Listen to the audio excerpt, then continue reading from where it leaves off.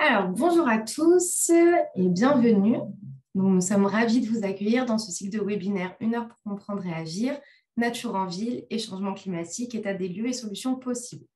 Donc, ce webinaire vous est proposé par l'Agence régionale pour la biodiversité et l'environnement dans le cadre du projet européen Nature for City Life qui est piloté par la région Sud, Provence-Alpes-Côte d'Azur. Donc, aujourd'hui, il s'agit de la deuxième édition du coup de ce webinaire pour les personnes qui n'ont pas pu y assister et être présentes en mars. Alors, aujourd'hui, si j'arrive à changer ma slide, excusez-moi. Alors, aujourd'hui, je suis avec Agnès Hennequin, qui est chargée de mission aménagement et biodiversité à l'Agence régionale pour la biodiversité et l'environnement, et Karine Santelli, qui est chargée de projet, programme européen Nature for City Life à la région Sud, Provence-Alpes-Côte d'Azur. Donc, je vous rappelle que nous sommes sur un format webinaire. Vous ne pouvez donc pas activer votre caméra ni votre micro. En revanche, vous pouvez poser vos questions ou bien réagir dans le module donc Q&R, c'est le chat. Et à la fin de nos présentations, nous avons prévu un temps d'échange où nous tenterons de répondre à vos questions du mieux possible. Donc, un petit mot donc sur l'agence. Donc, l'Agence régionale pour la biodiversité et l'environnement est la matérialisation d'une volonté politique forte de la région Sud d'agir en faveur de la préservation de la biodiversité et de la transition écologique en créant un opérateur pour renforcer ses actions dans le cadre du plan climat régional, gardant une cote d'avance. C'est aussi la concrétisation de la volonté d'agir ensemble de partenaires régionaux qui sont engagés en faveur de la biodiversité. Donc, le département des Bouches-du-Rhône, celui du Vaucluse, la communauté d'agglomération du Grand Avignon, la métropole Nice-Côte d'Azur, l'État et ses établissements, tels que l'Office français de la biodiversité, la Direction régionale de l'environnement, de l'aménagement et du logement, l'Agence de l'eau et aussi l'Agence de l'environnement et de la maîtrise de l'énergie. Donc, l'une des principales missions de l'agence est d'accompagner les collectivités dans leur démarche et projets de transition écologique et de préservation de la biodiversité et de l'eau. Donc, ça se décline en plusieurs champs d'intervention. L'agence, du coup, accompagne les collectivités dans leur démarche via du conseil, des labels. Vous connaissez certainement le label TEN ou bien Territoire durable, une cote d'avance, mais aussi des chartes. Il y a une action aussi d'information et de formation des acteurs aux enjeux de la biodiversité et de la transition écologique. C'est ce que nous vous proposons aujourd'hui dans le cadre du programme européen Nature for City Life. On propose également un Biodiv Tour qu'on a déployé du coup en 2021, qui est donc une offre de visite sur le thème de la transition écologique et de la préservation de la biodiversité. L'agence, du coup, va également améliorer, valoriser les connaissances sur l'environnement et la biodiversité et également animer des réseaux de gestionnaires. Alors, je vais laisser la parole à Karine qui va vous présenter du coup le programme européen Nature for City Life.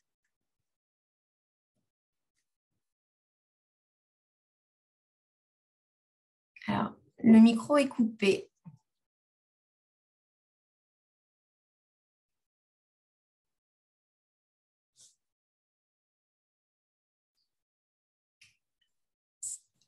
Normalement, c'est bon. Très bien. Oui, bonjour à tous. Donc, Karine Santelli, chargée de projet Nature for City Life au sein de la région Sud. Donc, le projet Nature for City Life, c'est un projet qui est piloté par la région en partenariat avec les 3 métropoles, la ville de Marseille, l'université d'Aix-Marseille et 2 associations que sont Admo Sud et le bureau des guides BGR 2013. C'est un projet européen donc, qui a commencé en 2017 et qui s'achèvera cette année et qui a bénéficié d'un budget total de 3,7 millions d'euros. Donc, les objectifs du projet sont doubles. C'est tout d'abord informer, former, sensibiliser toutes les parties prenantes de la ville sur les services fournis par la nature en matière d'adaptation au changement climatique, mais aussi c'est permettre le déploiement de nouvelles solutions qui sont basées sur la nature. Donc, nous avons tout un panel d'actions pour atteindre nos objectifs, que sont le monitoring urbain, le monitoring socio-économique, l'itinérance nature en ville, la mobilisation des citoyens, l'organisation de forums et de séminaires, et aussi une action vraiment phare sur laquelle nous travaillons avec l'agence, qui est la formation des concepteurs de la ville. Donc, c'est dans ce cadre-là qu'aujourd'hui a lieu ce second webinaire, justement pour permettre aux élus, aux concepteurs de la ville, les élus, les techniciens, de se former justement sur ces enjeux de nature en ville et d'adaptation au changement climatique, et de permettre justement d'intégrer ces enjeux dans tout ce qui est projet d'aménagement ou de réaménagement urbain. Donc, je redonne la parole à mes collègues de l'ARB. Merci. Merci beaucoup. Alors, comme vient de vous le présenter donc Karine, donc l'agence a développé donc une formation à destination des élus donc dans le cadre de ce programme Nature for City Life, et on a développé 4 modules à la carte, donc à la demande, vraiment en fonction de vos disponibilités. C'est des modules qui sont également gratuits et au choix. Donc le premier module, c'est le module A. C'est ce que nous vous présentons aujourd'hui. Il s'agit d'un module d'1 heure en présentiel ou bien en visioconférence. On peut également intervenir indirectement lors d'un conseil municipal, d'une assemblée, pour vous présenter les enjeux du changement climatique et les réponses que propose la nature en ville. Le module B, c'est un module de visite de terrain. À ce jour, nous proposons 3 visites, une sur Marseille, une sur Miramas et une sur Avignon. Le 9 juin, nous proposons donc cette visite sur Avignon, qui sera donc sur la coulée verte comestible qui a été créée du centre-ville jusqu'au quartier ouest de la ville d'Avignon. N'hésitez pas à vous inscrire, il nous reste des places. Le module C, c'est un atelier déjeuner. Donc, le but, c'est de rassembler différents élus autour d'une table afin qu'ils partagent leurs projets, leur retour d'expérience autour des différents leviers que propose la nature en ville. Et enfin, un module D qui est un atelier d'approfondissement, un atelier personnalisé, puisque le but, c'est vraiment de vous proposer une formation sur la thématique qui vous intéresse, bon, bien évidemment toujours en lien avec la nature en ville et l'adaptation au changement climatique, mais c'est un atelier qu'on va également pouvoir personnaliser en fonction de votre contexte territorial. Donc là, cette formation, nous la proposons, vous savez, donc c'est la dernière année du programme. Donc, si vous souhaitez en bénéficier, n'hésitez pas à revenir vers vous. Vous trouverez toutes les informations sur le site internet arbe-regionsud.org/formation-nfcl.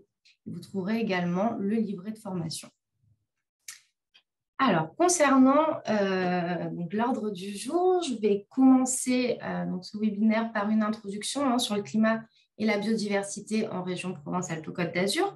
Puis, je laisserai du coup la parole à Agnès Hennequin, qui vous parlera de tram vert, tram bleu, tram brune, tram noir, mais également des nouvelles approches pour des aménagements qui améliorent le cadre de vie. Et avec un point également sur la participation et la sensibilisation des publics. Puis, nous aurons un temps d'échange afin de répondre à vos questions.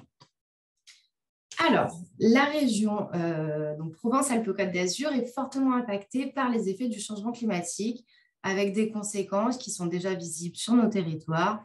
Augmentation des températures, je pense que tout le monde se souvient de la crise sanitaire liée à la canicule en 2003, mais aussi des sécheresses, la propagation de maladies, la dégradation de la qualité de l'air et une augmentation de la fréquence et de la violence de ces catastrophes naturelles, comme vous pouvez le voir sur la carte ci-contre, principalement dans les milieux denses et en bordure littorale.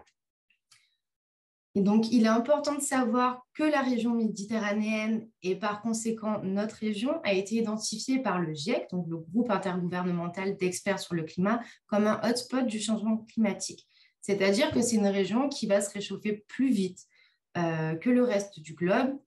Et, excusez-moi, on est bon. Et sur notre région, le changement climatique est marqué par une augmentation des températures, puisque entre 1980 et 2020, on observe une augmentation de 2 degrés en moyenne. Et en cohérence avec cette augmentation des températures, le nombre de journées très chaudes, c'est-à-dire de plus de 30 degrés, et le nombre de nuits tropicales, c'est-à-dire des nuits de plus de 20 degrés, ont augmenté. On passe de 15 nuits en moyenne dans les années 1960 à environ 60 nuits en moyenne aujourd'hui. Donc, c'est une source du grec sud. Donc, ces tendances à la hausse vont se renforcer tout au long de notre siècle et elles vont toucher particulièrement les centres urbains de notre région du fait de la concentration des activités humaines qui sont sources de chaleur anthropique et de l'artificialisation croissante des sols.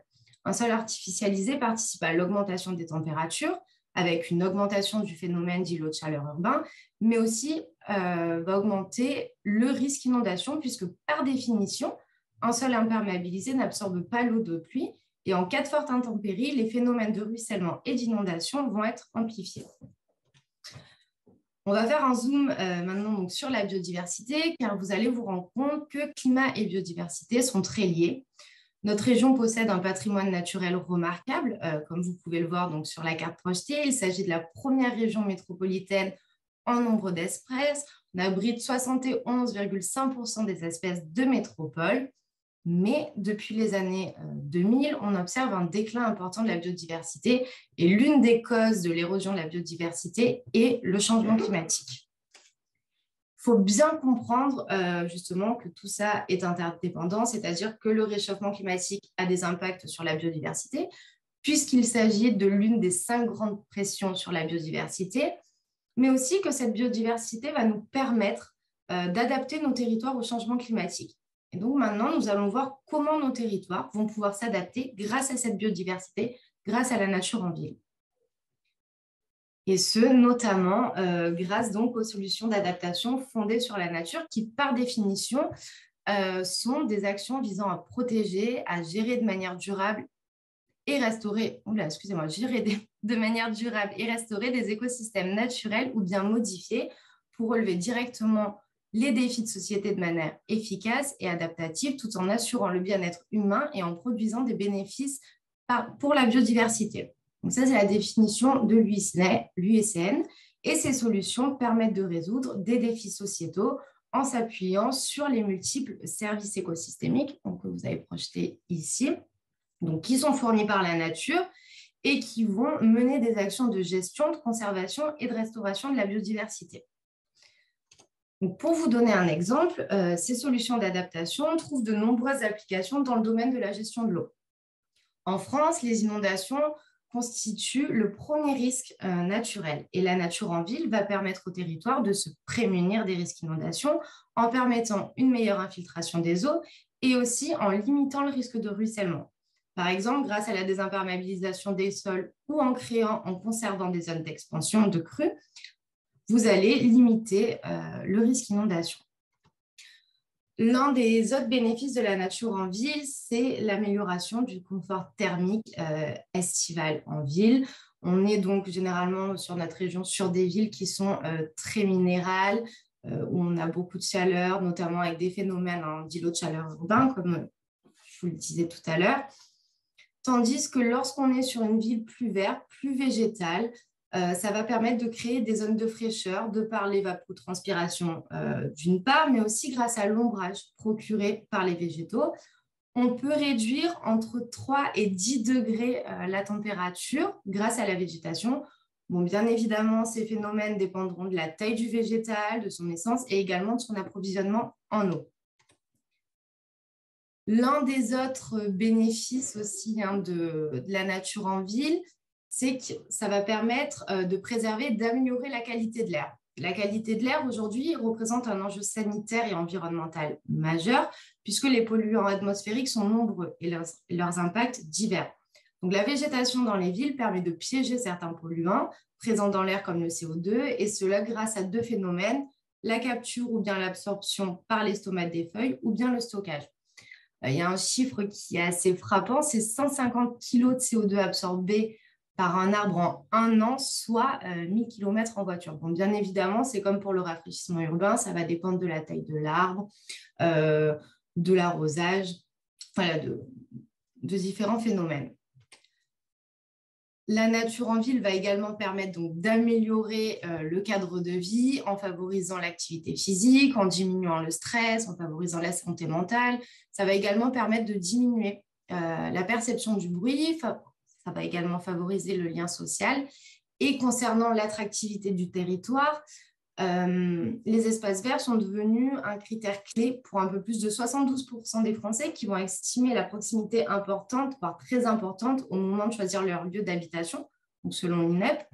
Et ça se répercute puisque 17%, on observe 17% de plus-value sur un appartement qui va être situé à moins de 200 mètres d'un espace urbain, d'un espace vert urbain, excusez-moi.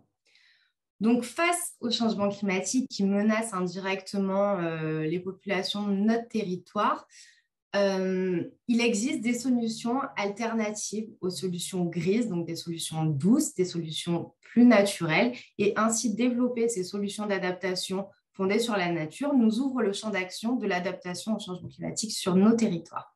Donc, je vais maintenant laisser la parole à Agnès Hennequin qui va vous présenter les services rendus par la nature au travers d'exemples concrets. Alors. Bonjour à tous. Alors, je vais partager mon écran à mon tour pour pouvoir évoquer la suite. Voilà. Est-ce que c'est bon, Lisa, pour mon écran? Oui, très bien. Alors, merci Lisa pour cette introduction qui nous montre bien effectivement le lien entre nature en ville, biodiversité et résilience de nos territoires. Moi, je vais effectivement rentrer un petit peu plus dans le concret avec une première partie sur les notions de trame verte, trame bleue, et également trame brune et trame noire que vous connaissez peut-être un petit peu moins, et notamment le rôle de la planification pour recréer ces espaces et recréer et préserver ces espaces à caractère naturel à la fois au cœur de nos villes et en périphérie également. Voilà. Et ensuite, on descendra de plus en plus vers concrètement des solutions au niveau des aménagements. Et on terminera par effectivement la participation et la sensibilisation des publics qui sont un levier important pour réussir cette transition écologique. Voilà, donc la notion de continuité écologique et de trame verte et bleue, elle est apparue au niveau des lois Grenelle, donc il y a déjà une dizaine d'années en France. Donc les continuités écologiques, c'est la capacité des espèces végétales, animales à vivre et à se déplacer sur les territoires. Cette capacité à se déplacer, en fait, elle est très importante puisqu'elle leur permet effectivement un brassage génétique, un brassage des populations. Elle leur permet également de s'adapter en cas de modification du milieu ou des conditions climatiques, par exemple, ce qui est en train d'arriver quand même à un grand nombre d'espèces qui subissent elles aussi le réchauffement climatique et donc doivent se déplacer vers des milieux plus favorables, parfois plus en altitude ou plus au nord. Donc, cette notion de continuité écologique, elle est primordiale pour le maintien de la biodiversité, et ce, y compris en milieu urbain, puisque effectivement, l'idée, c'est d'avoir un maillage du territoire, vert, bleu, voilà, de toutes les couleurs, qu'on va détailler ensuite, pour permettre à la biodiversité, à la nature, de pouvoir être partout sur nos territoires et nous apporter effectivement l'ensemble des services dont a parlé Lisa. Alors, donc effectivement, depuis les lois Grenelle, cette notion de préservation des continuités écologiques, elle est obligatoire, et notamment au travers de la planification, où en fait, elle prend le nom de trame verte et bleue. Donc la trame verte et bleue, c'est l'outil de planification qui permet de préserver et restaurer les continuités écologiques sur un territoire. Alors, quand on parle de trame, effectivement, il y a différentes notions. Ce qu'on entend le plus souvent, c'est TVB, donc trame verte et bleue. Donc, la trame verte, finalement, c'est les milieux terrestres, donc, qui vont accueillir des espèces végétales, des espèces animales terrestres, qui, en général, est associée à la trame bleue. Donc, la trame bleue qui correspond aux milieux aquatiques, rivières, cours d'eau, fleuves, mais également aux milieux humides. Alors, entre ces deux milieux, effectivement, on parle aussi de trame turquoise, puisque, bien entendu, tout cela est très interdépendant et que la trame bleue ne s'arrête pas aux berges du cours d'eau, mais bien entendu, il y a effectivement un lien entre les espaces qui sont associés au cours d'eau pour toutes les espèces qui y vivent, pour de nombreuses espèces en tout cas. Donc d'autres concepts, donc c'est le concept de trame noire dont on parlera ensuite. Donc l'idée, c'est de lutter contre la pollution lumineuse, notamment pour les espèces nocturnes, mais ça a également des bienfaits finalement pour le bien-être des humains, des habitants, cette trame noire. Et enfin, la trame brune qui a vraiment son importance et qui pourtant n'a pas de portée réglementaire pour l'instant et que je vous évoquerai effectivement ensuite. Alors, comment effectivement recréer et préserver les trames vertes et bleues et de toutes les couleurs? Effectivement, la planification, c'est l'outil pertinent. Et donc, je rentre par cette notion de planification pour vous parler aussi de nature en ville, puisque finalement, comme je vous l'ai dit, les trames doivent effectivement également être prises en compte au cœur de nos villes et villages, et pas seulement sur les milieux naturels et agricoles qui sont en périphérie. Donc, les PLU et PLUI notamment, hein, pour prendre cet exemple-là, sont des outils ciblés pour préserver la biodiversité, l'eau, la nature sur les territoires. Et donc, le Code de l'urbanisme oblige à la prise en compte de ces notions dans les projets urbains. Alors, pour ceux qui connaissent un petit peu, ces notions doivent se traduire dans toutes les pièces des documents d'urbanisme, qu'on soit dans les SCOT, schémas de cohérence territoriaux, ou dans les plans locaux d'urbanisme, toutes les pièces, donc notamment projet d'aménagement et de développement durable et pièces réglementaires. Donc, pour un PLU, il va s'agir du règlement écrit, du plan de zonage, mais également des orientations d'aménagement et de programmation. Alors, pour effectivement aider les collectivités à prendre en compte au mieux, donc c'est des questions de nature dans leurs projets urbains et dans leur planification, on a sorti un guide en 2019 qui est toujours d'actualité, qui s'appelle donc le guide PLUI et biodiversité, concilier nature et aménagement. C'est un guide très technique, donc qui fait plus de 120 pages, qui explique donc pourquoi effectivement la planification doit prendre en compte la nature et la biodiversité et l'eau, et comment effectivement concrètement on peut le faire avec des outils et des méthodes très, très précises et beaucoup de retours d'expérience. On a également des fiches retours d'expérience qui sont très complémentaires avec ce guide, qu'on a élaboré en partenariat avec les CAUE, qui zooment plutôt sur la prise en compte des milieux aquatiques et des continuités écologiques aquatiques. Alors, quelques extraits, hein, je ne vais pas rentrer dans le détail aujourd'hui, mais juste pour vous montrer effectivement qu'il existe énormément d'outils dans les plans locaux d'urbanisme pour prendre en compte ces questions de nature et de biodiversité et de continuité écologique. Notamment dans le zonage et le règlement écrit, hein, en fait, on peut délimiter des espaces de continuité écologique à préserver sur lesquels il y aura effectivement des prescriptions spécifiques. Alors là, c'est un exemple du plan de zonage de la commune du Thor, dans le Vaucluse, où vous voyez effectivement en vert quadrillé un zonage qui s'appelle NCO, donc N corridor écologique, c'est-à-dire qu'on est dans une zone naturelle qui a été qualifiée, précisée en tant que corridor écologique, et donc qui a des prescriptions, des règles spécifiques, en l'occurrence une inconstructibilité. Voilà, donc ça c'est un exemple intéressant qui montre que dans le plan de zonage, on peut effectivement délimiter des linéaires ou des espaces de cette manière. On peut également, en complément, localiser effectivement des éléments très précis comme des vieux arbres, des murets de pierres sèches, des mares, des cabanons en ruine qui vont être un accueil pour certaines chauves-souris ou des chouettes. Voilà. Mais pour cela, effectivement, il faut bien connaître et localiser ces éléments de biodiversité pour pouvoir les localiser sur un plan et mieux les protéger. Alors, on a un outil qui s'appelle le coefficient de biotope par surface, qu'on associe aussi souvent à ce qu'on appelle le coefficient de pleine terre. C'est-à-dire que c'est un outil pour permettre d'obliger à garantir une surface éco-aménagée dans les projets urbains. Ou pour le coefficient de pleine terre, on va garantir une surface de pleine terre dans le projet urbain. Donc l'idée, c'est qu'on va faire la somme des surfaces favorables à la nature sur la parcelle dans le projet, et qu'on va pondérer par un ratio en tenant compte de leur qualité environnementale. Donc, par exemple, une surface complètement imperméable bitumée aura un ratio de 0, c'est-à-dire qu'elle sera considérée comme complètement défavorable à la biodiversité. Et plus on va aller vers des espaces qualitatifs pour la nature et la biodiversité, par exemple des espaces verts en pleine terre, ou la présence d'arbres de haute tige, plus on va amener finalement des points à ce ratio et augmenter la part éco-aménagée de la parcelle. Donc, le PLU peut obliger dans ces projets à un certain coefficient de biotope par surface pour amener finalement de la nature dans les projets. Alors, par exemple, donc ça c'est un exemple qui a été illustré par l'agence d'urbanisme Rhône-Avignon-Vaucluse.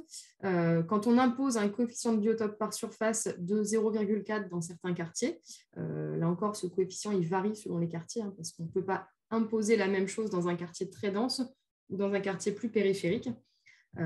Effectivement, on va être beaucoup moins exigeant dans un quartier très dense puisqu'il y aura moins de possibilités d'amener de la pleine terre ou des arbres de haute tige du fait de la densité urbaine.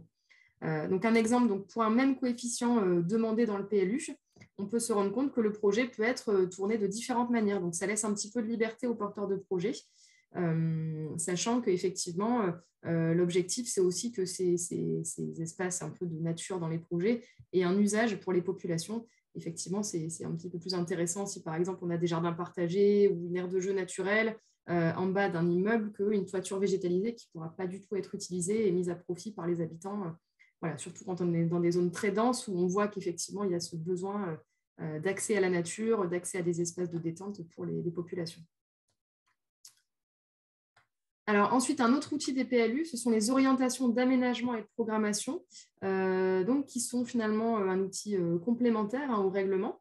Alors, elles sont obligatoires dans les zones à urbaniser, c'est-à-dire que quand il y a une zone à urbaniser identifiée dans un PLU, il y aura forcément une OAP, une orientation d'aménagement et de programmation, qui va devoir définir finalement des principes d'aménagement durable. Cette OAP, elle est obligatoire, mais elle peut être plus ou moins précise, c'est-à-dire qu'on peut aller très très loin finalement dans la définition de ce qu'on va inciter à faire, à préserver, à créer dans ces projets d'aménagement. Il faut savoir que c'est un outil qui est quand même souvent sous-exploité, c'est-à-dire qu'on fait une OAP parce qu'il faut en faire une, mais bien souvent, on ne va pas très très loin dans ce qui est demandé, alors qu'il est possible de vraiment proposer des choses sur la gestion durable du pluvial, sur la plantation de haies, sur le maintien d'arbres, etc., sur l'implantation des bâtiments aussi. Donc, on peut vraiment être très ambitieux là-dessus. Il existe aussi des orientations d'aménagement et de programmation appelées thématiques, c'est-à-dire qu'elles vont porter sur un thème, par exemple la nature en ville ou les continuités écologiques. Et ces OAP vont s'appliquer sur l'ensemble du territoire et pas seulement sur les zones à urbaniser. Alors, un exemple d'OAP thématique, c'est l'OAP Paysage et Biodiversité de Grenoble-Alpes Métropole, qui, du coup, de manière très illustrée, très didactique, montre aux porteurs de projets comment ils doivent prendre en compte la nature et le paysage dans leur projet.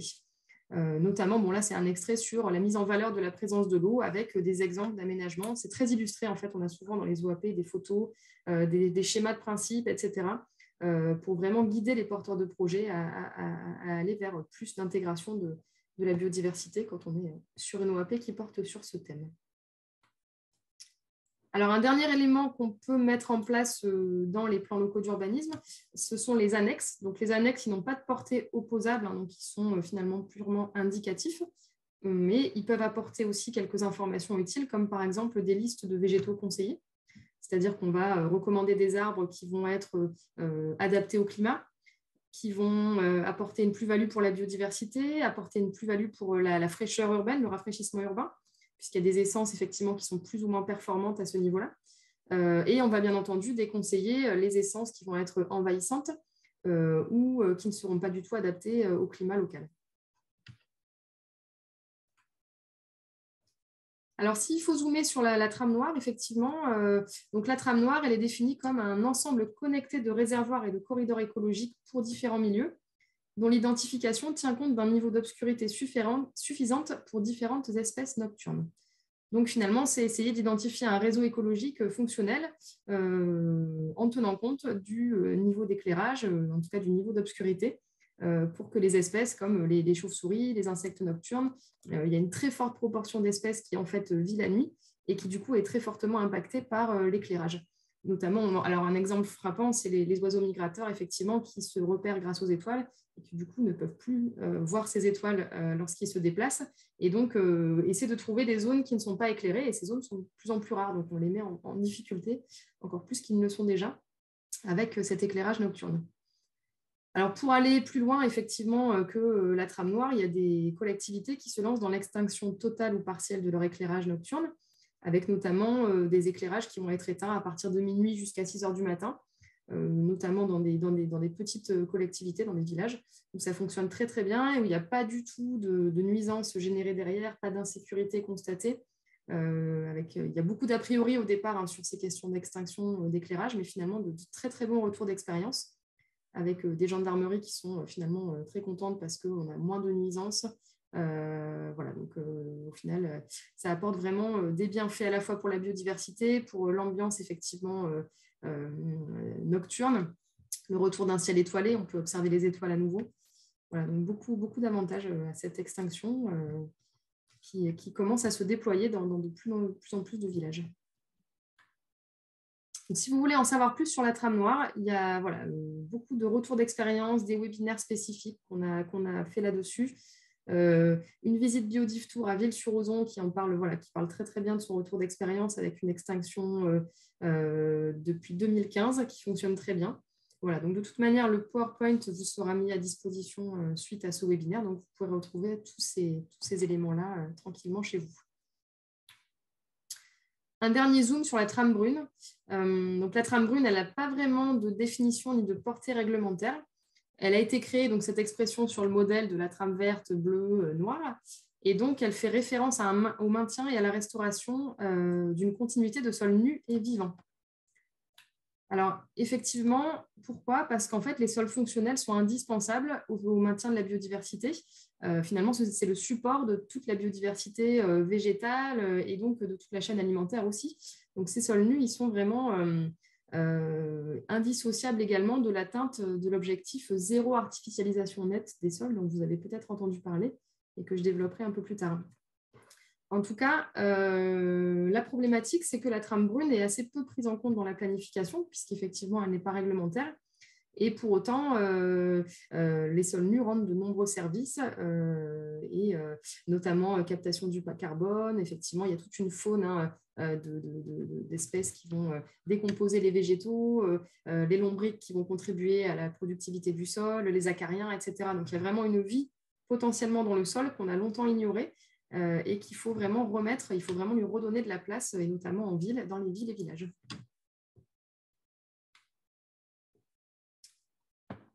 Voilà, donc je vois qu'il y a déjà des questions. Juste une petite pause.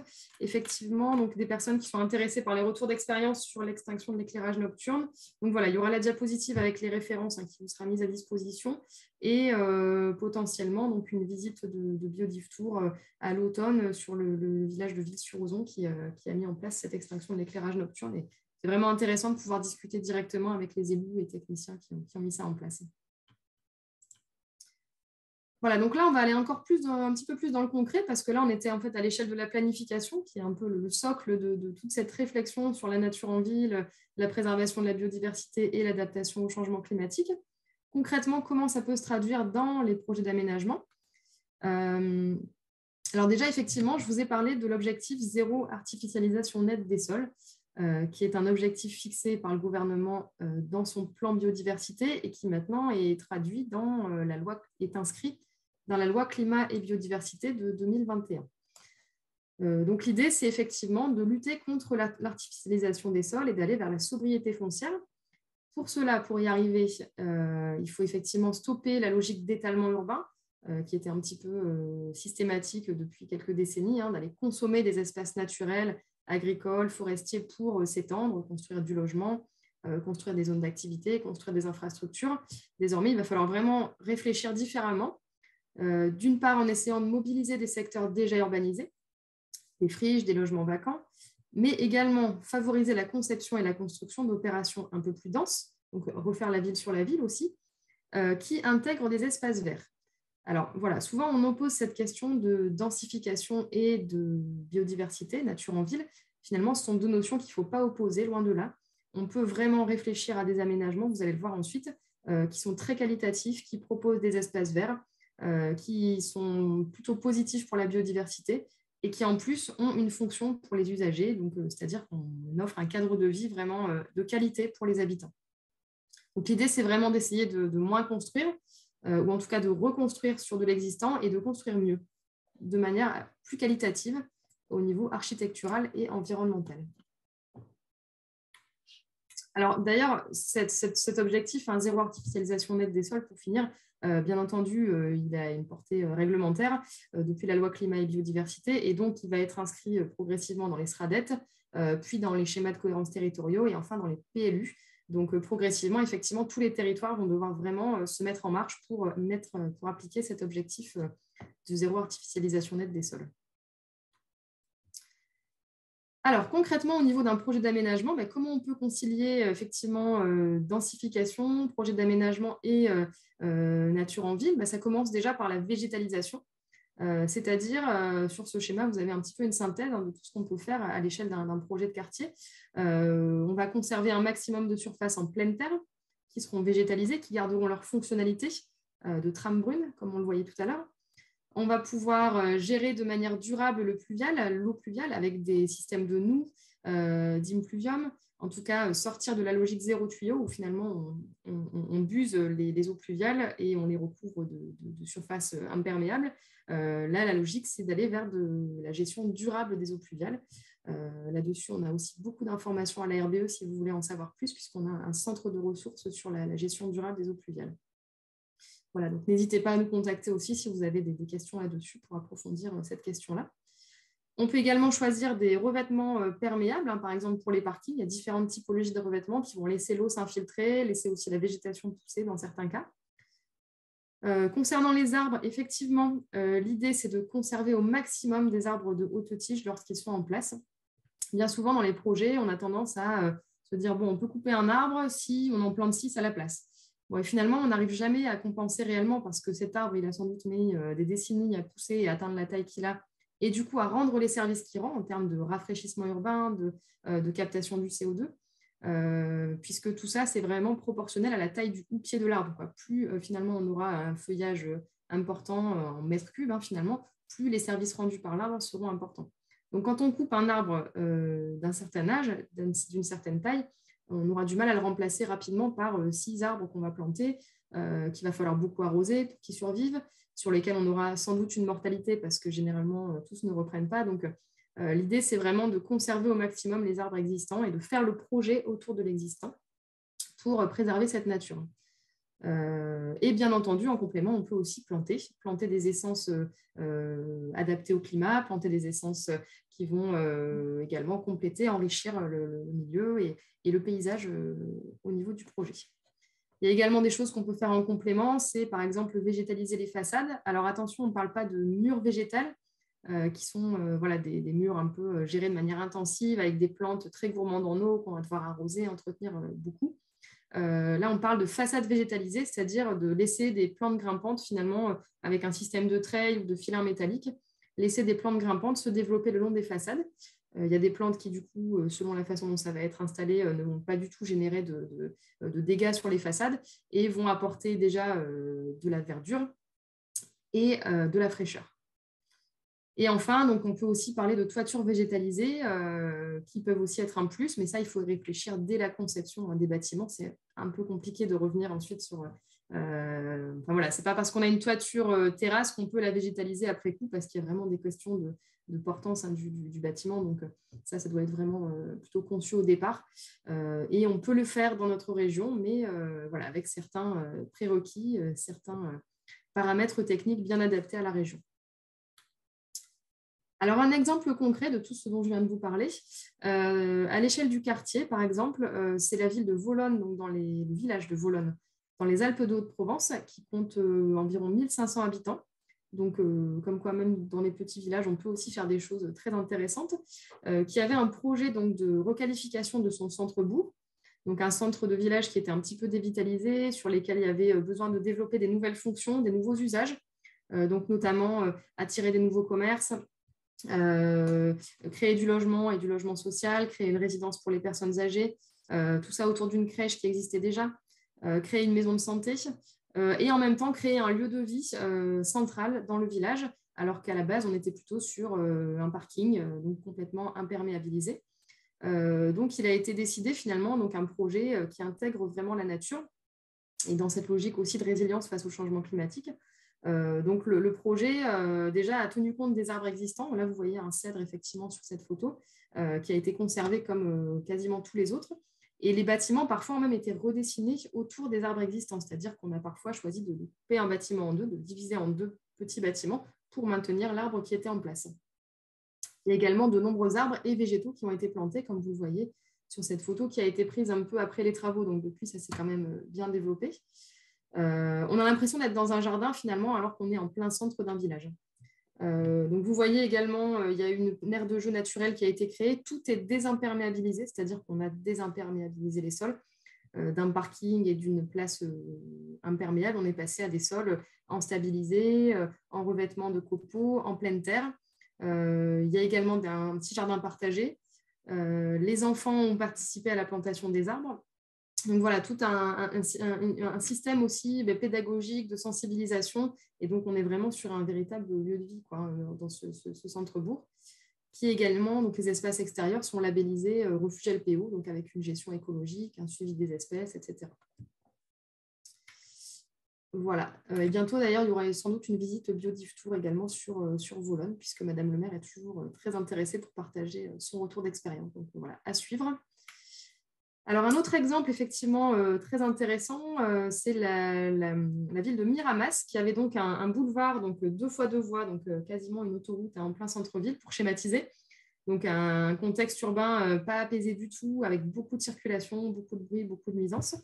Il a été décidé, à la faveur d'un contournement routier qui a été réalisé, de diviser par 2 l'emprise de cette route. Donc, de récupérer les 2 voies qui sont sur le côté gauche de l'image pour les transformer en parc linéaire urbain, donc sur presque 800 mètres de long.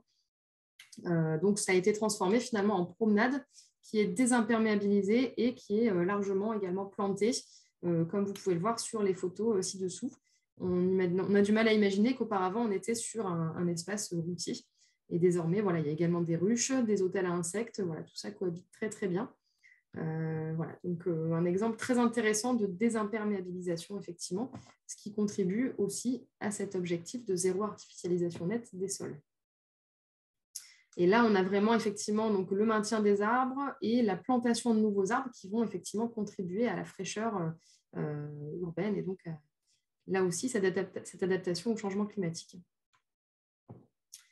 Alors là, on va aller à Avignon aussi, toujours dans les exemples, pour vous inspirer et vous montrer voilà, différentes réalisations. Avignon a un projet donc, de coulée verte urbaine comestible qui part au nord du Tour des Remparts et qui descend finalement le long des quartiers, dans les quartiers, donc jusqu'au centre-ville d'Avignon, qui traverse complètement la ville, donc les quartiers ouest de la ville. Et on a donc un linéaire donc, végétalisé avec des parcs, avec des écoles qui sont désimperméabilisées.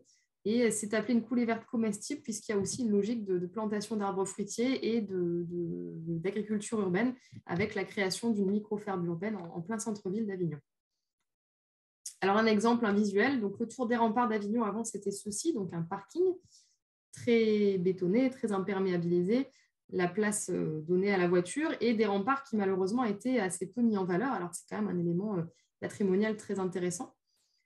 Quelques années ensuite, voilà le Tour des Remparts. Donc, effectivement, les parkings ont été déplacés à l'extérieur sous forme de parking relais avec un système de transport en commun. Et on a donc une gestion écologique du Tour des Remparts avec, alors là, ça ne se voit pas sur cette photo, mais en fait, un système de prairies fleuries, de végétaux, d'arbustes qui ont été plantés et une longue promenade, effectivement, qui permet de se déplacer de manière douce, donc en vélo, à pied, en roller, comme on veut. Voilà. Et sur le pourtour, effectivement, on a également le tramway qui a été développé par l'agglomération du Grand Avignon et qui, lui, donc, est géré de manière enherbée. Mais voilà, paysagèrement, en tout cas, et en termes d'ambiance et de fraîcheur urbaine, je pense qu'on y a vraiment gagné. Et surtout avec ce recul aussi de la voiture qui a été finalement mise un peu plus à l'extérieur. Voilà. On trouve également des espèces sur le Tour des Remparts. Maintenant, on peut observer des petits animaux qui se promènent. Donc, c'est quelque chose de beaucoup plus naturel et agréable. Alors, un exemple encore donc, sur les cours d'école, puisqu'on parle beaucoup de désimperméabilisation des cours d'école, et notamment dans le cadre du programme Life Nature for City. Effectivement, il y a eu un travail fait sur les écoles de Marseille, sur des écoles de Marseille. Donc, cette école, je crois que c'est l'école Révolution Jet d'eau, qui était très bitumée, avec quelques arbres quand même, qui apportaient un petit peu d'ombre. Et pas de jeu du tout, des usages très uniformes pour les enfants. Donc, il y a eu toute une animation dans le cadre du programme LIFE qui a été réalisée avec les enfants, avec toute la communauté éducative pour dessiner finalement leur cours idéal et aussi réfléchir aux usages de cette cour, essayer de voir comment les enfants pourraient aussi plus s'épanouir dans un autre environnement. Voilà, donc il y a eu des ateliers qui ont été réalisés, donc essayer de voir quels sont les usages de la cour, qu'est-ce qu'on fait dans la cour et qu'est-ce qu'on aimerait y faire. Et donc ensuite traduire ça sous forme de plans et donc des travaux qui ont été réalisés, qui ont permis donc de désimperméabiliser cette cour d'école avec différents matériaux, effectivement, de redonner de la place aussi aux pieds d'arbres. Effectivement, les pieds d'arbres étaient bitumés jusqu'au tronc, alors que du coup c'est très, très néfaste pour les arbres puisque leur apport en eau est extrêmement réduit et ça limite vraiment leur croissance, c'est clairement identifié. Les arbres ont besoin d'eau. Donc là, le pourtour des pieds d'arbres a été désimperméabilisé de manière assez large pour leur permettre d'être un peu plus alimentés en eau. Et il y a également des jeux qui ont été installés. Et ça, c'était tout nouveau à Marseille, puisqu'il n'y avait jamais eu de jeux dans les cours d'école élémentaires. Donc voilà, des enfants qui, a priori, sont plus également sereins dans leur cours d'école et ont plus d'espaces de jeux différenciés, ce qui leur permet sans doute d'un peu plus se défouler. Voilà, donc si vous êtes intéressé, il y a une fiche méthode sur l'animation qui a été faite autour des cours d'école. Donc, effectivement, le souhait du live, c'est que cette animation soit essaimée. Donc, si certaines collectivités ont envie de travailler sur leur cours d'école mais ne savent pas encore comment se lancer, il y a cette fiche méthode qui peut vous aider à vous lancer et à mettre en place cette animation avec la communauté éducative. Voilà, alors d'autres exemples, contre-exemples et exemples, effectivement, on voit encore trop souvent des parkings complètement imperméabilisés en enrobé. Donc là, c'est un exemple, photo aérienne d'un parking de 20 000 m², complètement bitumé. Pas d'arbres, donc pas d'ombre, effectivement, donc ça doit être assez désagréable de se garer à cet endroit-là en été. La température dans les voitures peut aller jusqu'à 50-60 degrés dans ces conditions. Et effectivement, un ouvrage de gestion du pluvial très classique qu'on voit sur le côté, parce qu'effectivement, il faut bien gérer les eaux de pluie générées par cette artificialisation. Les eaux ne peuvent plus s'infiltrer dans un parking comme celui-là, alors qu'on peut effectivement réfléchir à des solutions alternatives. Alors attention, il y a différents modèles de parking qui peuvent être donc perméables et végétalisés, différentes techniques plus ou moins effectivement développé. Effectivement, là, le parking que je vous montre en exemple, c'est un parking qui est en revêtement stabilisé, donc simplement du sable qui a été compacté. Donc, une technique assez simple, mais effectivement, ça ne convient peut-être pas à des parkings qui vont avoir un usage un peu intensif. Donc, là aussi, il y a différentes méthodes qui peuvent être mises en place avec des alvéoles, etc. Enfin, voilà, là aussi, n'hésitez pas à nous solliciter si vous avez des questions techniques sur ces parkings perméables. En tout cas, ici, sur ce parking, il y a de l'ombrage, il y a de la végétation et l'eau est gérée de manière alternative, c'est-à-dire que ce qu'on voit sur le côté droit de la photo, c'est une noue dans laquelle s'écoulent les eaux de pluie et dans laquelle les végétaux sont alimentés directement par cette eau de pluie qui ruisselle. Alors voilà, on parlait de gestion du pluvial. Effectivement, donc dans les projets d'aménagement, pendant de nombreuses années, on avait tendance à prévoir des ouvrages très artificiels, très bétonnés, qui allaient collecter les eaux de pluie, alors que désormais, on peut aussi réfléchir à des ouvrages qui vont être beaucoup plus naturels. Alors à droite, en fait, c'est un ouvrage de gestion du pluvial qui ressemble à un parc, c'est-à-dire que quand il n'est pas en eau, c'est-à-dire la majeure partie de l'année, on peut s'y promener, on peut s'y déplacer. Il est végétalisé, il est vert, et donc il remplit toutes ses fonctions finalement aussi de services écosystémiques, de rafraîchissement, de captation du carbone, de biodiversité, contrairement au type d'ouvrage qu'on voit sur la gauche de cette diapositive. Et encore une fois, ce sont des ouvrages qui ne vont pas coûter plus cher à réaliser. Là-dessus, effectivement, ça génère peut-être de l'entretien qu'il faut anticiper, mais la réalisation de ce type d'ouvrage sera bien moins coûteuse que des ouvrages en dur. Et là, l'exemple concret aussi dans des zones d'activité, donc des zones d'activité qui vont vers du zéro tuyau, donc plus de busage, et une gestion du pluvial à l'air libre, donc avec des systèmes de noues, donc comme là dans le parc des Bréguières aux Arcs-sur-Argence, ou sur le parc de la Plaine de Jouques à Gémenos. Donc les zones d'activité se requalifient aussi pour aller vers une gestion beaucoup plus écologique et beaucoup plus durable. Voilà. Alors, tout à l'heure, j'ai parlé des toitures végétalisées. Effectivement, c'est une question qui se pose beaucoup dans la région. Est-ce que les toitures végétalisées sont pertinentes en climat méditerranéen? Si vous souhaitez en savoir plus, là aussi, on a fait tout un travail au niveau de la RBE sur cette question-là, avec des préconisations. Et il y a un webinaire que vous pouvez retrouver sur ce lien pour en savoir plus sur les toitures végétalisées. En tout cas, je ne vais pas rentrer dans le détail aujourd'hui. Voilà, je termine très rapidement sur la participation et la sensibilisation des publics, puisqu'il ne faut pas oublier ce levier important pour la transition écologique. L'idée, c'est vraiment de faire participer les habitants et de les faire contribuer finalement à aller vers des villes plus vertes, notamment avec les questions de végétalisation participative. Donc, vous avez toute une ribambelle d'images là sur votre droite qui montre qu'on peut impliquer les habitants. Ça permet de les sensibiliser. Ça permet de leur donner accès à des espaces de jardinage incroyables comestibles, comme on peut le voir dans certaines villes. Ça permet aussi de favoriser les échanges entre services techniques et citoyens sur l'entretien, la gestion de ces espaces publics. Et enfin, ça va favoriser la diversité des espaces végétalisés, puisque tout espace végétalisé en ville va jouer son rôle même un micro-espace, un pied d'arbre qui va être végétalisé de manière adéquate, ça va jouer son rôle, ça va améliorer la biodiversité, ça va améliorer la résilience face au changement climatique. Donc, tout est bon pour participer à cette transition dans les villes et villages. Un petit exemple donc aussi sur Ville-sur-Ozon, petit village du Vaucluse, qui a mis en place un cimetière-jardin. Donc, pour ne plus traiter le jardin, le cimetière est devenu un cimetière fleuri, planté. Et il y a eu toute une démarche de participation avec les enfants de l'école, des week-ends où les habitants sont venus planter. Et donc, le cimetière, ça a favorisé l'acceptation finalement de cette végétation, de cette flore spontanée aussi qui est apparue. Et il n'y a plus d'entretien avec des pesticides et tout est très limité effectivement au niveau de l'intervention dans ce cimetière-jardin. Donc, ce fleurissement, c'est finalement une alternative aux produits phytosanitaires. Voilà, donc un exemple visuel sur la végétalisation des pieds d'arbres. Effectivement, ça se développe dans de nombreuses villes. Et cette végétalisation, il est prouvé qu'elle permet finalement à l'arbre de mieux se développer, de perdre beaucoup moins d'eau. Effectivement, il y aura moins d'évaporation de l'eau du sol. Et donc, l'arbre, finalement, va mieux se développer avec ces plantes vivaces qui seront plantées, des plantes persistantes, qu'on ne va pas changer tous les ans, des plantes vraiment vivaces qui seront plantées une fois, un petit peu arrosées au début et qui après vivront leur vie. Et ça donne des choses aussi très esthétiques avec un peu cette image de nature, là aussi, là où on ne l'attendrait pas. Et dans certaines villes, ce sont finalement les citoyens qui ont demandé cette végétalisation et qui ont bénéficié de budgets participatifs, notamment à Avignon, où effectivement la ville a attribué des budgets participatifs sur demande pour végétaliser ses pieds d'arbres. Voilà, alors moi j'en ai terminé. Il y a eu beaucoup de choses, beaucoup d'exemples. J'espère que voilà, ça vous aura montré aussi le panel de ce qu'on peut faire pour justement intégrer cette biodiversité, cette nature sur vos territoires, depuis la planification jusqu'à concrètement les tout petits aménagements comme les pieds d'arbres. Tout ça, bien entendu, ça doit se faire en complément ensuite d'une gestion écologique, c'est-à-dire que la gestion, elle doit être anticipée dès l'aménagement pour qu'on gère effectivement de manière durable, de manière raisonnée, de manière différenciée les espaces verts et que ça favorise effectivement toujours plus cette nature et cette biodiversité. Voilà, donc je ne sais pas s'il y a des questions ou des réactions suite à cette présentation. En tout cas, n'hésitez pas à les poser dans le chat ou dans la discussion.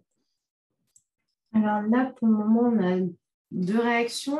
Une première personne qui est intéressée justement pour avoir des ressources concernant l'extension de l'éclairage public. Donc, comme Agnès vous l'a dit, vous retrouverez donc le replay du webinaire sur notre site internet avec également la présentation PowerPoint. À savoir que si vous avez des questions plus précises, n'hésitez surtout pas à nous contacter directement. Il y aura nos contacts justement sur la fiche. Et on organisera certainement donc à partir de septembre un Biodiv Tour à Ville-sur-Ozon concernant justement cette thématique. Et après, on a une deuxième réaction. Agnès, je te laisserai peut-être répondre. Oui, voilà, donc une personne, Madame Chauveau, qui nous dit qu'effectivement, sur sa collectivité, on impose dans certains projets les stationnements végétalisés, ce qui est une bonne chose, effectivement, et que c'est difficile de le faire accepter aux promoteurs et aménagements parce qu'ils voient les arbres comme une contrainte à cause de leur système racinaire. Alors effectivement, il peut y avoir des problèmes de système racinaire. Effectivement, on voit souvent aussi des routes qui vont se soulever à cause des racines de pin, par exemple, qui sont très superficielles et qui vont donc aller chercher l'eau. Tout ça, ça se gère aussi parce que, bon, déjà, j'espère vous avoir convaincu et que vous aurez désormais les arguments pour leur parler de tous les avantages qu'il y a à conserver les arbres et à les planter. Je veux dire, à un moment donné, il faut aussi, on ne peut plus aller vers des modèles de ville complètement bétonnés où il n'y a plus d'arbres. Voilà, c'est une nécessité pour les territoires de s'adapter et de changer de façon d'aménager. Et donc déjà, ça, il faut vraiment qu'ils l'entendent. Ensuite, sur les racines, effectivement, ça va dépendre aussi de la façon dont on arrose les arbres. Si on leur met un goutte à goutte qui les arrose un petit peu toutes les nuits, les racines vont rester très superficielles, elles vont se développer en superficie. Alors que si on les arrose de manière très abondante de temps en temps, les arbres vont aller vraiment chercher, puiser les ressources en eau de manière plus profonde et les racines vont partir de manière plus profonde. Voilà, donc il y a effectivement des pratiques aussi à mettre en place et des essences d'arbres aussi à choisir pour éviter ces problèmes liés aux racines. Comme je le disais, les pins, souvent, ça pose des soucis le long des voiries. Alors ensuite, le PowerPoint, où est-ce qu'on le trouve? Alors, juste pour revenir sur la question du végétal, il y a aussi des ressources qui existent sur cette question-là. Il y a Plantécité qui fait énormément de choses. Voilà, donc, si jamais vous avez besoin de ressources aussi sur la question du végétal et son acceptabilité, on peut aussi vous envoyer des informations plus détaillées si vous le souhaitez. Voilà, donc question, le PowerPoint, où est-ce qu'on le trouve? Il sera donc sur notre site internet, donc www.arbe-regionsud.org d'ici quelques jours, et vous aurez également le replay de la vidéo. Alors, qu'entendez-vous par budget participatif? Non, alors ce qu'on entend par budget participatif, c'est finalement qu'on va faire un appel à candidature, un appel à projet, sur lequel des citoyens ou des associations peuvent proposer un projet qui leur tient à cœur. Alors, là, moi, j'ai parlé d'exemples sur la nature en ville, mais ça peut être d'autres exemples aussi sur différents... Ça, c'est la collectivité qui le décide, sur quoi elle souhaite avoir des projets participatifs. En tout cas, dans l'exemple d'Avignon, ils ont eu énormément de choses sur la végétalisation, la transition écologique. Et donc, ensuite, il y avait une commission qui, finalement, retenait certains projets comme lauréat de l'appel à projet. Et donc, la collectivité avait attribué donc, des budgets pour la mise en œuvre de ces projets. Donc, effectivement, les citoyens ne participent pas financièrement. Ils répondent à l'appel à projet, proposent quelque chose, une action, et la commune choisit les actions qui lui paraissent les plus intéressantes et attribue un budget. En tout cas, sur Avignon, les plantations autour des pieds d'arbres ont même été réalisées par la ville. C'est-à-dire que ce ne sont pas les habitants qui les ont réalisées, mais dans certains exemples, ça peut aussi être un budget qui est attribué à une association pour qu'elle mette en œuvre une action. Voilà, j'espère que je vous ai un peu éclairé sur ce sujet. Voilà. Est-ce que les trames brunes visant à être réglementées pour répondre aux exigences du zéro artificialisation? Alors, en tant que tel, je n'en ai pas connaissance, en tout cas de réglementation avec la trame brune en tant que telle. Mais ce qui est sûr, c'est que de toute manière, c'est une question qui sera posée indirectement, puisque la pleine terre va contribuer, le maintien de la pleine terre va contribuer à l'atteinte de l'objectif ZAN. Et donc, ça, ce sera inscrit effectivement dans les documents de planification dans les années à venir, à commencer par le SRADET, donc le schéma d'aménagement de la région, qui est en cours qui va entrer en modification pour intégrer des réponses pour atteindre ces objectifs. Alors, comment lancer l'action dans les quartiers périphériques et sensibles? Alors là-dessus, ça me fait penser effectivement à Avignon, qui a lancé des actions dans des quartiers effectivement périphériques et assez sensibles, donc avec du logement collectif très dense, des barres d'immeubles, effectivement, avec un cadre de vie pas très attractif au départ. Et donc, sa coulée verte urbaine traverse ces quartiers, arrive dans ces quartiers, avec de la recréation de parcs urbains très qualitatifs et gérés de manière écologique.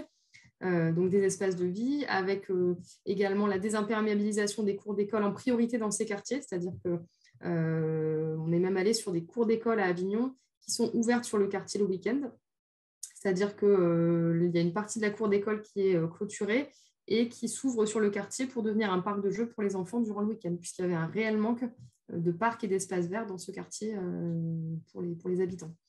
Voilà, donc effectivement, ça se fait. Et donc là aussi, ça a été porté par la mairie, par l'adjointe au maire référente de ces quartiers-là. Et donc, si ça vous intéresse, ça peut être aussi l'occasion de venir sur Avignon. On est le 9 juin, si vous êtes disponible, à la visite de Duftour. Alors, concernant le travail sur les toitures végétalisées, donc on a un webinaire. Vous avez normalement sur notre site internet les ressources avec les webinaires sur les toitures végétalisées, mais le lien est dans le PowerPoint, donc vous pourrez retrouver le lien dans ce PowerPoint-là. Et ensuite, vous avez également le contact. Voilà. Et vous avez également le contact de la personne qui s'occupe de ça à l'agence. Voilà, donc Lisa vient de vous mettre la rubrique où vous trouverez le replay du webinaire. Voilà, le lien également de la part de Thomas Fourest, donc également de l'ARBE, qui vous indique le lien vers l'éclairage public et la biodiversité, donc des ressources sur ces questions-là. Voilà. Alors, il y a une question effectivement que j'ai abordée rapidement sur le souhait de verdir la ville et de densifier l'agglomération. Est-ce que ce n'est pas un non-sens? Non, justement, ce n'est pas incompatible, puisqu'il y a eu également des études, des pré-études en tout cas, qui ont été faites sur l'atteinte de l'objectif zéro artificialisation nette pour voir s'il fallait beaucoup densifier la ville pour atteindre cet objectif. La réponse, c'est qu'il faut densifier, mais pas non plus de manière intensive. Au final, dans beaucoup de territoires, densifier un petit peu devrait suffire dans un premier temps. Et que, comme on le voit, finalement, il y a beaucoup de choses à apprendre sur la façon de concevoir les projets et de refaire la ville sur la ville. Dans l'exemple de Volonne, on a refait la ville sur la ville tout en désimperméabilisant et en apportant plus de nature sur un quartier de cœur de village. Alors, certes, c'est un exemple de village, mais je pense que c'est applicable à n'importe quel territoire et dans n'importe quelle zone urbaine, quelle que soit sa taille. Cette logique de maintien de pleine terre, végétalisation, refaire la ville sur la ville au maximum, mobiliser les logements vacants, mobiliser les friches. Ça ne veut pas dire qu'il faut tout bâtir parce qu'il peut y avoir aussi des petites zones de friches urbaines qui vont avoir un intérêt très important pour la biodiversité et qu'il faudra peut-être identifier et conserver. Il ne faut pas non plus tout construire dans l'enveloppe urbaine sous prétexte de densifier. Il faut vraiment évaluer et maintenir les zones intéressantes pour la biodiversité et pour le rafraîchissement urbain et le cadre de vie des habitants. Voilà. Mais en tout cas, ce n'est pas incompatible et c'est vers ça qu'il va falloir tendre effectivement. Donc, densification, mais qualitative. Voilà. Est-ce qu'il y a encore d'autres questions? Ah oui, une remarque sur les conseils municipaux des jeunes et citoyens, qui sont effectivement de très bons outils pour informer, partager et faire participer les habitants. Et d'autant plus qu'effectivement, on ne cesse de le répéter, la sensibilisation des publics et en particulier des jeunes est vraiment un levier à mobiliser en continu. C'est un travail continu qu'il ne faut jamais arrêter. Il ne faut pas se décourager, mais c'est un très très bon levier. Alors, donc la réponse, les villes ne font pas la ville sur la ville, mais détruisent les sols nus pour construire. Oui, effectivement, c'est ce que, effectivement, c'est là-dessus qu'il va falloir évoluer également. Et il y a toutes ces questions dans l'atteinte des objectifs zéro artificialisation nette. C'est effectivement, quand on est sur des parcelles considérées comme déjà bâties, mais sur lesquelles il reste des sols nus, est-ce qu'on va considérer que le fait de bâtir sur ce sol nu, c'est de l'artificialisation ou non? Effectivement, c'est en tout cas une destruction de sol nu et donc forcément, ça va avoir toujours des impacts sur la perte de biodiversité et la perte de toutes ces fonctionnalités dont on a parlé. Cependant, avec le seul avantage que ça permet de limiter les déplacements puisqu'on reste quand même sur une urbanisation plus concentrée. Alors, est-ce qu'il n'y a pas de concurrence sur la disponibilité de l'eau entre les arbres de haute tige et les végétaux en pied? Alors, écoutez, il faudrait préciser ça, mais en fait, effectivement, sur les arbres de haute tige, on va chercher à ce que leur système racinaire se développe en profondeur en les arrosant peu souvent, mais de manière importante, c'est-à-dire une grosse quantité d'eau qui va leur être apportée d'un coup. Donc, l'eau va vraiment partir en profondeur et donc l'arbre va développer son système racinaire. Et le fait d'avoir des végétaux couvrants en pied, finalement, ils vont avoir un système racinaire quand même plus restreint. Et ces végétaux vont finalement faire une sorte de paillage, puisqu'ils vont limiter aussi l'effet de chaleur qui va venir cogner sur les racines de l'arbre. Il y a des arbres dont on dit que leur sève entre en ébullition en été. En fait, ils ont tellement chaud que finalement, il y a des bulles de gaz qui se forment dans leur sève et qui fait qu'ils ne supportent pas finalement, ils supportent très mal la chaleur. Et donc, le fait de mettre des végétaux, ça va isoler aussi le pied d'arbre de cette chaleur et de ces rayons solaires. Et ça va également limiter l'évaporation de l'eau du sol. Donc, finalement, ça a quand même un désavantage au-delà de l'aspect esthétique et biodiversité. Alors, quelles sont les espèces les moins gourmandes en eau et en espace, notamment pour les arbres? Là-dessus, en fait, je pense qu'il faudrait se tourner vers les listes d'espèces recommandées. Il y a des livrets qui existent sur les espèces végétales recommandées, notamment dans la région. Donc, effectivement, il faut essayer d'aller vers des espèces qui vont avoir une bonne résistance à la sécheresse. Il y a la façon de produire aussi ces arbres qui va jouer, effectivement. Il y a des pépinières qui travaillent maintenant sur des façons de produire les arbres pour que leur système racinaire soit le plus adapté, le plus vite possible à des conditions un peu stressantes au niveau hydrique. Donc, vous avez un livret qui est dans nos ressources aussi sur Mon jardin méditerranéen au naturel, qu'on pourrait peut-être mettre dans les retours d'expérience, en ligne sur notre site, à côté du webinaire, où vous avez effectivement des essences recommandées et leur résistance à la sécheresse à chaque fois qui est indiquée. Donc, c'est déjà une bonne base de travail. Mais également, là aussi, vous avez des références spécialistes. des paysagistes qui maintenant sont de plus en plus formés aussi pour répondre à ces questions, de plus en plus sensibles à tout ça. Donc, il faut en fait se tourner vers des personnes ressources qui vont être capables de vous donner ces éléments très précisément. Voilà. Alors, est-ce qu'il y a encore des questions? On a essayé de répondre au mieux. Alors, attendez, quelqu'un qui me dit, est-ce qu'il est préférable de faire en 2 temps? Voilà, donc c'est la question de la concurrence entre l'arbre et les végétaux qu'on va planter. Effectivement, faire en 2 temps, dans les aménagements que je vois là récemment, non, en général, on plante un arbre qui est quand même déjà un sujet un petit peu costaud, même si effectivement, il faut éviter de planter des arbres trop âgés parce qu'ils vont s'adapter plus difficilement, donc il y a un juste milieu à trouver. Et finalement, des végétaux de toute petite taille au début, en pied d'arbre, qui vont tranquillement se développer, mais l'arbre aura quand même le temps de développer son système racinaire.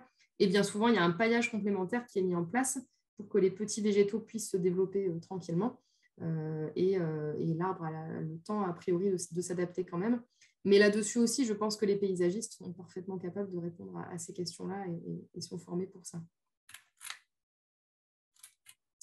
Voilà, donc j'ai l'impression que, en tout cas, c'est intéressant parce qu'il y a eu beaucoup de réactions et de questions. Donc, j'espère qu'on aura un petit peu éclairé toutes ces questions-là. Mais bien entendu, voilà, il faut aussi, sur ces questions précises, creuser un peu plus en détail avec les ressources qu'on va vous indiquer. Alors, s'il n'y a plus de questions, je pense qu'on va pouvoir conclure et vous remercier pour votre attention. Il y a un nouveau message que je vois, donc juste des remerciements. Merci à vous, en tout cas, pour votre attention, pour votre participation. Et puis, merci à Lisa et à Karine aussi pour leurs interventions. N'hésitez pas à aller consulter donc, nos prochaines pages, donc voilà, nos prochaines visites Biodiv Tour si vous voulez vous inscrire. À nous solliciter si vous voulez qu'on vienne chez vous pour une formation Nature for City Life, former vos équipes, sensibiliser vos équipes de la même façon qu'on l'a fait aujourd'hui ou approfondir certains sujets aussi. Voilà, vous pouvez nous contacter et on peut vous proposer des interventions, soit chez vous, soit voilà, sur des visites de terrain. Tout est possible. Voilà, donc nous vous remercions et puis on va conclure ce webinaire et on vous dit à très bientôt pour nos prochains événements.